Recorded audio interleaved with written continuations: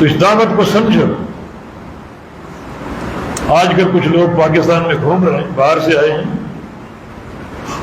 وہ بدعتیوں کے، صوفیوں کے، اشعریوں کے، حلولیوں کے، وجودیوں کے نام لے لے کر ہم ان سے بڑے متاثر ہیں، ہم ان کے شاگرد ہیں، ان سے علم لو، ہم نے بڑا ان سے علم لیا.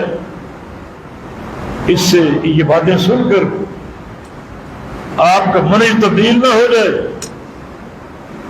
خبردار ہو جاؤ. کسی بندے کے اجتماع میں اگر 10 لاکھ افراد موجود ہیں تو اس سے دھوکہ نہ کرو. یہ کامیابی کی علامت نہیں ہے.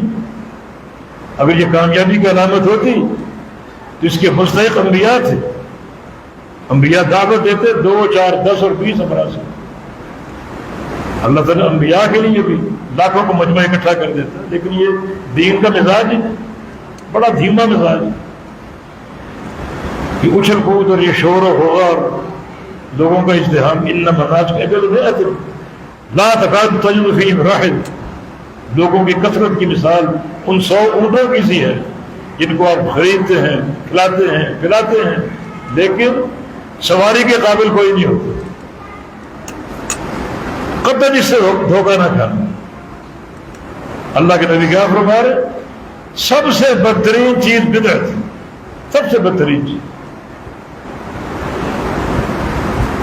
سنت سے محبت کرو، اس محبت کو تولا جائے گا.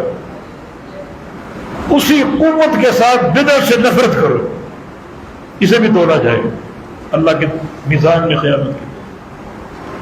اہل السنت سے محبت کرو، اس محبت کو بھی تولا جائے گا. اسی قوت کے ساتھ اہل بدعت سے نفرت کرو، اسے بھی تولا جائے گا. اپنی عاقبت کی تیاری کرو. اوثق الایمان الموالات فی اللہ والمعادات فی اللہ. ایمان کی سب سے مضبوط کڑی یہ ہے کہ محبت ہو تو اللہ کے لیے، عداوت اور نفرت ہو تو وہ بھی اللہ کے لیے. توحید اور اہل توحید یہ محبت کے لائق ہے. الولاء.